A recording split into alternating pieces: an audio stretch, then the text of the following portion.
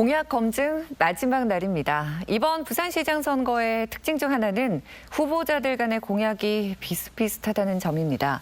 특히 가덕도 신공항과 관련해서 거대 여야 두 정당의 후보들은 하나같이 2029년까지 앞당겨 개항해야 한다고 밝히고 있는데요.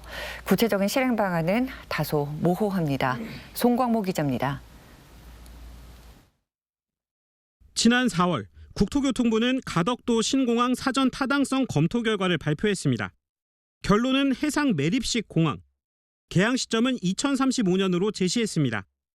2030년 엑스포 유치를 위한 마지노선보다 6년이나 늦습니다.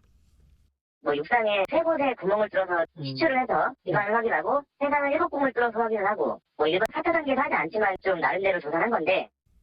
변성환, 박형준 두 후보는 국토부 계획에 문제가 있다며 개항 시점을 2029년으로 앞당기겠다고 똑같이 공약했습니다.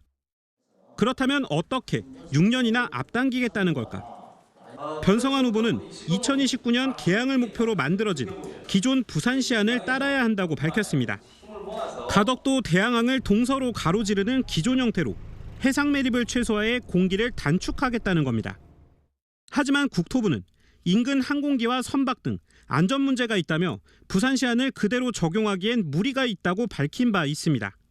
변 후보 측은 활주로 각도와 위치를 미세 조정할 예정이라며 새로운 공법을 제시하기보다 이미 조사 완료된 안을 수정, 보완하는 게 가장 효율적인 방법이라고 말합니다. 박형준 후보는 새로운 사업 방식과 함께 다양한 공법을 제시했습니다. 부산시를 사업 시행자로 지정해 사업 전 과정을 지휘하는 PMC, 총괄 사업 방식을 제시했습니다. 행정 절차를 줄여 공기를 줄이겠다는 겁니다. 하지만 이 과정에서 국비 기반, 민간 자본으로 건설을 추진하겠다고 밝히면서 자칫 비싼 공항 이용료 등 사회 간접 자본의 공공성이 훼손되는 것 아니냐는 우려도 나옵니다. 박 후보는 공사가 완료되면 시사나 공기업을 만드는 등 공공성이 훼손되지 않도록 하겠다고 밝혔습니다. 바다 위에 띄우는 형태의 플로팅 공법은 전 세계적으로 아직 상용화된 사례가 없어 자칫 공사 기간만 더 늘리고 안전 문제도 우려된다는 지적에 대해서는 기술은 충분히 검토했으며 여러 대안들 중 하나일 뿐이라고 반박했습니다. 김영진 후보는 가덕 신공항 건설 자체를 반대하지 않지만 엑스포를 위해 무리하게 공사 기간을 앞당겨선 안 된다고 밝혔습니다.